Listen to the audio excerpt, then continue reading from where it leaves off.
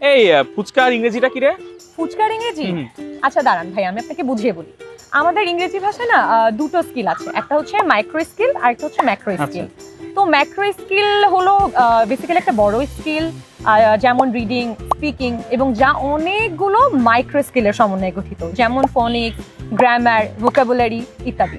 আর আপনি যদি এই দুটো স্কিল একসাথে আয়ত্ত করতে পারেন, তাহলে আপনি ইংরেজিতে স্মার্টলি ফুচকা বিক্রি করতে পারবেন।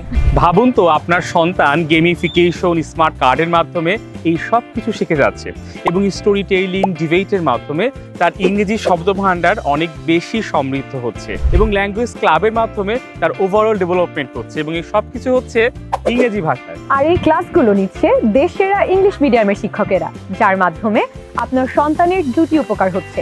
প্রথমত স্মার্ট ক্যারিয়ার ডেভেলপমেন্ট, এবং দ্বিতীয়ত হায়ার স্টাডির পথ আরো সহজতর করে দেওয়া। আপনার বাবুর জন্য এই অসাধারণ আয়োজনটি আনছে মজারুর স্মার্ট ইংলিশ ফর কিডস।